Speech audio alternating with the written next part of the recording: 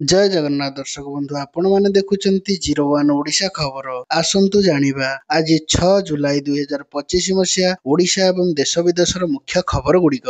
आज प्रथम खबर प्रबल वर्षा नहीं 15 जिला को येलो वार्निंग जारी होईछि। ओडिशा रे एबे सक्रिय रही मौसुमी वायुर वर्षा राज्यर उपकूल आभ्यंतरीण जिले में वर्षा लगी रही। एहारी मध्य पश्चिमबंग उपकूल बंगोपसागर में सृष्टि होता घूर्णिबलय प्रभाव में आसंता 2 दिन मध्य राज्य में वर्षार मात्रा आहरी बढ़िबार संभावना रही।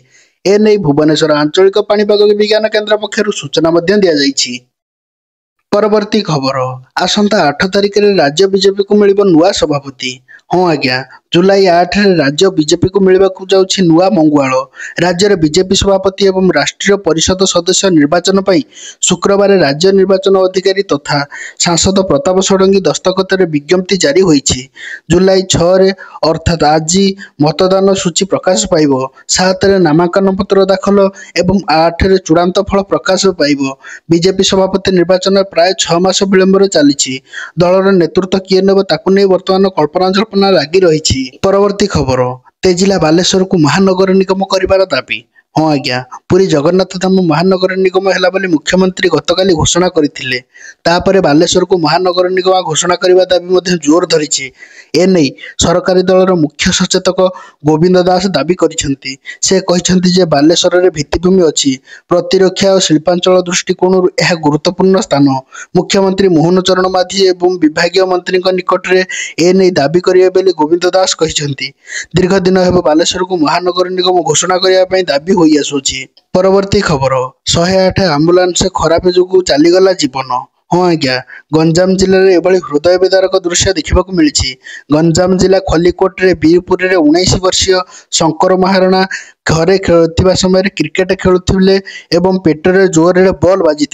शंकर को बालुगाँ गोष्ठी स्वास्थ्य केन्द्र को ब्रह्मपुर मेडिकल को एमकेसीजी को रेफर करा जायतिला। हेले राति प्राय 12टा समय अधा रास्त 108 आम्बुलांस टी खराब हो पड़ा। द्वितीय आम्बुलांस आसवाई 3 घंटा समय लगी फल मेडिकल रे पहुंचापी दीर्घ 3 घंटार विलंब होता। इमरजेंसी वार्ड रे भर्ती करने डाक्तर शंकर को मृत घोषणा करथिले। परवर्ती खबर नारी समाजर सम्मान पाई रक्षा करने लड़ाई जारी रहिबो कहूछि बीजेडी। नीलगिरी विधायक संतोष खटुआ जेभली बीजेडी मुखपात्र तथा बालेश्वर सांसद प्रार्थी लेखाश्री सामंत सिंहार को गणमाध्यम सम्मुख में व्यक्तिगत आक्षेप करी तांकर चरित्र उपरे अरुचिकर टिप्पणी देइथिले, जहाँ ओडिशार समस्त नारी समाज पई एक लज्जार घटना अटे। लेखाश्री खटुआंकर व्यक्तिगत को विरोध करने सहित डॉक्टर लेखाश्री सामंत सिंहार भुवनेश्वर स्थित महिला थाना रे श्री खटुआंक विरोध में एक एतला दायर करिसेंती। तांको सहित बीजेपी दलर साधारण संपादक एवं कैप्टेन मनमथ राउत, मीडिया संयोजक डॉक्टर लेलिल महांती सहित अन्य माने मध्य उपस्थित थिले। परवर्ती खबर गुजरात मॉडल हेब ओडिशा रे कांग्रेस जिला सभापति चयन। भक्त दास गुजरात मॉडल हम ओडिशा रे कांग्रेस जिला सभापति चयन एने गतकाली सूचना देइथंती पीसीसी सभापति भक्त दास। से कहिसेंती जे ना रही संगठन सुयन राज्य बाहर पर्यटक पीसीसी सभापति एवं वरिष्ठ नेता जिला ग्रस्त करेंगे। ओडिशा रे कांग्रेस को शक्तिशाली करने बाहर राज्यर नेता मानक सह जिला दायित्व रे थिबा दलर सभापति एवं वरिष्ठ नेता मानक दलर दायित्व देछि। तथ्य संग्रह पर गणतांत्रिक पद्धति रे जिला सभापति चयन करा।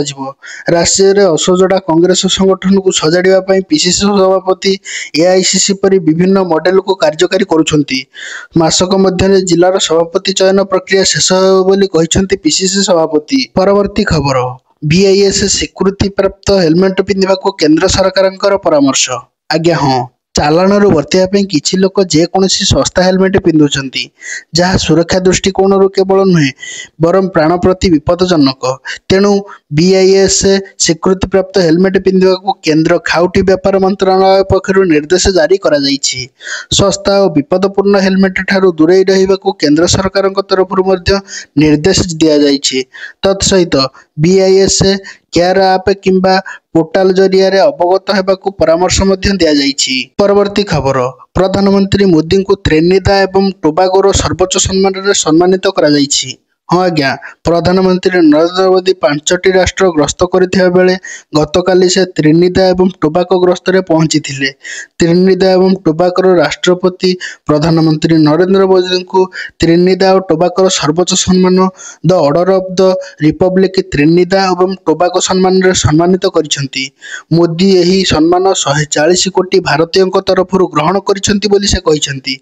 एही अवसर रे त्रिनिदा एवं टोबाकोर प्रधानमंत्री महाकुंभ को संगम जल एवं सरजू नदीर पवित्र जल एवं राम मंदिर एक प्रतिकृति उपहार स्वरूप मध्य देइछंती। गतकाली घाना रे प्रधानमंत्री मोदी को सर्वोच्च सम्मान रे सम्मानित करा जाइथिला। परवर्ती खबर, चिंतारे घरोई बस मालिक संघ। ओडिशार मुख्यमंत्री बस सेवा आरंभ हेबा परे घरोई बस मालिक संघ माने गभीर चिंतारे रहिछंती। राज्य सरकारଙ୍କର ଏହି ନୂଆ ଯୋଜନା ଯାହା ପୂର୍ବରୁ ଚାଲିଥିବା ଲକ୍ଷ୍ମୀ ବସ୍ ଯୋଜନାର ଏକ ବିସ୍ତାର ରୂପ ବୋଲି କୁହାଯାଉଛି। ଘରୋଇ ବସ୍ ମାଲିକମାନଙ୍କୁ ପ୍ରଚୁର ଆର୍ଥିକ କ୍ଷତିର ସମ୍ମୁଖୀନ ହେବାକୁ ପଡ଼ିଛି।